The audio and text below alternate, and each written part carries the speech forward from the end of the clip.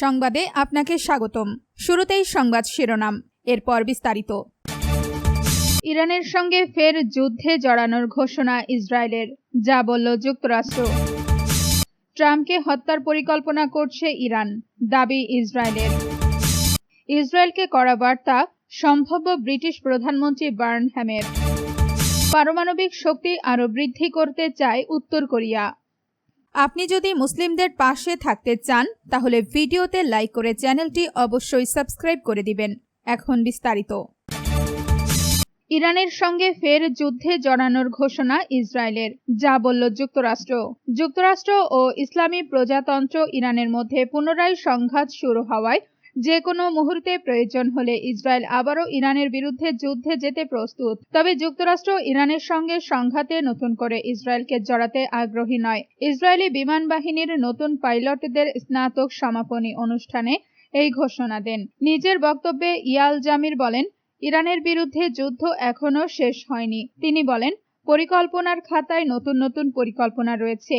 আমাদের সামনে এখনো বড় বড় সামরিক অভিযান অপেক্ষা করছে, প্রস্তুত থাকুন। নেতানিয়াহুর বক্তব্যে হিজবুল্লাহর বিরুদ্ধে ইসরায়েলের সামরিক অভিযানের বিষয়টি উঠে আসে। তিনি নতুন পাইলটদের বলেন, যতদিন প্রয়োজন হবে ততদিন ইসরায়েলি বাহিনী লেবাননে অবস্থান করবে। তিনি বলেন, উত্তরাঞ্চলে আমাদের সীমান্তবর্তী জনপদগুলোর নিরাপত্তা নিশ্চিত করতে যতদিন প্রয়োজন হবে ততদিন আমরা দক্ষিণ লেবাননের নিরাপত্তা অঞ্চলে অবস্থান করব।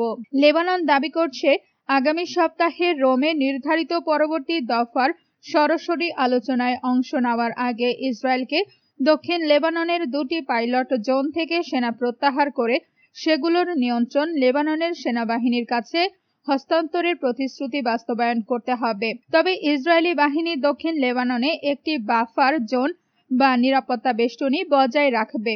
ইরানের বিরুদ্ধে অভিযান প্রসঙ্গে নেতানিয়াহু আবারও বলেন, চুক্তি হোক বা না হোক, ইরান কখনো পারমাণবিক অস্ত্রের অধিকারী হতে পারবে না।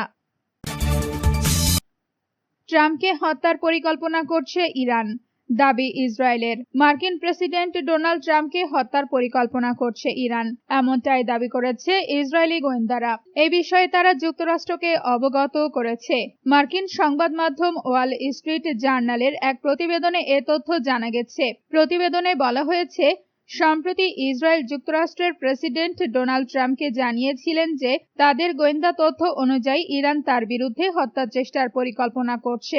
অন্যদিকে CNN এর এক প্রতিবেদনে বলা হয়, গোয়েন্দা তথ্যটি ট্রাম্পকে হত্যার একটি নির্দিষ্ট পরিকল্পনা সংক্রান্ত ছিল। ইসরায়েলকে কড়া বার্তা সম্ভাব্য ব্রিটিশ প্রধানমন্ত্রী বার্নহ্যামের। যুক্তরাজ্যের সম্ভাব্য নতুন প্রধানমন্ত্রী হিসেবে আলোচনায় থাকা অ্যান্ডি বার্নহ্যাম গাজায় ইসরায়েলের সামরিক কর্মকাণ্ডের বিষয়ে দেশটির সরকারের ওপর আরও কঠোর চাপ প্রয়োগের আহ্বান জানিয়েছেন। বৃহস্পতিবার 9 জুলাই দ্য গার্ডিয়ানকে দেওয়া এক সাক্ষাৎকারে তিনি এই তথ্য জানান। সংবাদ মাধ্যমটিকে দেওয়া এক সাক্ষাৎকারে বার্নহ্যাম বলেন, গাজা যুদ্ধের শুরুতে তৎকালীন প্রধানমন্ত্রী কিয়ার স্টারমারের সরকারি প্রতিক্রিয়া যথেষ্ট দ্রুত ছিল না। তিনি বলেন, ইসরায়েল সরকারের ওপর আরও চাপ সৃষ্টি করতে হবে। আমরা কিছু গুরুত্বপূর্ণ পদক্ষেপ নিয়েছি ঠিকই, কিন্তু সত্য হলো যুক্তরাজ্য যুদ্ধবিরতির দাবি তুলতে অনেক দেরি করেছে। এখন আমাদের অবস্থান আরও শক্ত করতে হবে। পারমাণবিক শক্তি আরও বৃদ্ধি করতে চায় উত্তর কোরিয়া। উত্তর কোরিয়া পারমাণবিক শক্তিকে পরিমাণগত ও গুণগত উভয় দিক থেকেই আরও শক্তিশালী করার সিদ্ধান্ত নিয়েছে। একই সঙ্গে দেশটির সামরিক বাহিনীকে আধুনিকায়নের নির্দেশ দিয়েছেন দেশটির নেতা কিম জং উন।